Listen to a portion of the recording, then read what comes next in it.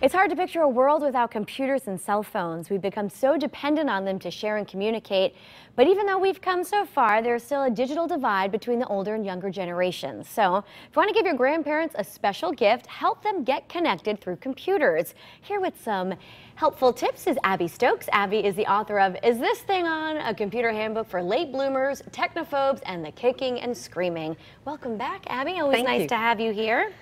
So why is it so intimidating for that older generation, you think, to get connected? I think because they weren't born with a keyboard and a mouse in their hand. They're digital immigrants as opposed to digital natives. And so any immigrant population, you sort of never feel quite at home. So that's why they're hesitant. It's not that they can't do it. It's just they weren't born with it. And maybe they don't want to do it? Well, and that's true. You know, when I teach, I don't care if somebody walks away and uses a computer again. My goal is to let them know that they can, because I think it's demoralizing to feel like you can't. So really, sometimes I just want people to see that they can do it. And if they never use it again, that's okay. Sure. But they're missing out. They're missing out. It's a great way to stay connected. It's a great way to do research. And just staying connected and being able to be in the conversation is a big deal. You know, that's also a problem. I think people feel like they don't know what people are talking about at this stage if they're not on the computer. Well, sometimes there's fancy words that you kind of want to stay away from, right? That is true. All right, and actually, that's we'll get into your tips right now for teaching technology. Yes. Avoid those fancy words. Exactly. They're intimidating. Watch your language. I don't care if you swear at the computer, because sometimes it totally deserves it. But even the word download, instead you can say download means moving it from one place to another. So a word that seems totally normal for you to say might completely throw them off because they've never heard it before. So just be sort of aware of that. Okay, and then you kind of have to realize what they're interested in learning about. Exactly, and I think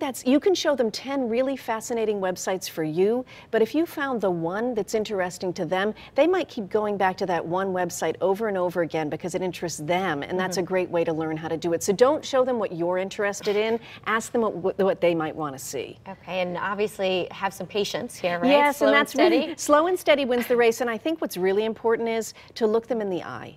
Periodically check in, because you can be blathering on and they're completely lost. Right? If their eyebrows have raised, that's actually a good thing. That means that they're surprised. But if they're furrowed or they're glazed over, it means to go back and repeat whatever it was you said because they didn't get it. Okay, and then you say shake it up. Do you mean by visiting different websites? No, or? I mean literally shake it up. Have them before they even before they even get on a website, have them put both hands on the computer and literally shake it. Okay. It's so strange, but just have them know it's just a box of plastic and not that fragile makes them feel more comfortable. Take the mouse by its tail and actually spin it. You're not going to break it, right? You're not going to break it. It's a little funny. It makes them feel more comfortable. All right, and then play Wingman. Play Wingman. If I were teaching you, I would put you in front of the computer and I would sit beside you, and I actually would try to resist touching the computer at all, because if you see me do it quickly, it's already putting you off touching the computer. Sure, that's a good point. So let them do all the touching of the computer, not you. All right, and for some people, they've never used a mouse before. It's the hardest part of the computer. If you tried to drive a standard, can't do it. Can't do it. So the mouse, the easiest thing to do is have them play Solitaire, because Solitaire teaches you single clicking, double clicking, and clicking and dragging. It's a little bit fun. They might enjoy it too. And it's just once they conquer the mouse, then everything else is easier.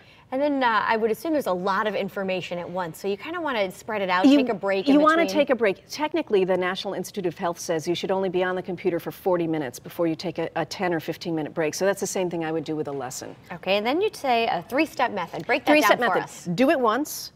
Do it a second time and write it down, and the third time have them read their notes and follow their notes without you saying anything to be sure their notes are right. And 3 times seems to get it into your memory a little bit better. So do it once, write it down the second time. The third time they rely on their notes and not you, so when you step away, you know they can actually follow their notes. And it's because they're taking notes. They have them when you're not there. Yeah. All right, you remind them it's not their fault. It's not their fault. Most websites, the problem with the website, for you and I, it might be like a simple language, but the truth is websites can be designed very badly. When it says type your password and the next thing says confirm your password, the instinct is to type the words I confirm instead of retyping your password. It's not their fault that they made a mistake, because it was actually not designed very clearly. That's true. That's a great point. And then send them home with some homework. It's always practice, right? Yeah, they have to. So like the goal could be, we're going on vacation in 3 months. Can you look up and find out what the weather's going to be like? Or their grandson is going to camp. Can you look up what camp he's going to? So if you give them a little assignment, so they're on the computer 10 to 15 minutes a day between the first lesson and the second, that's a good way for them to get warmed up. Well, practice makes perfect. That makes sense with anything. Yeah. Now let me ask you this: should you give your grandparents possibly hand-me-down computers?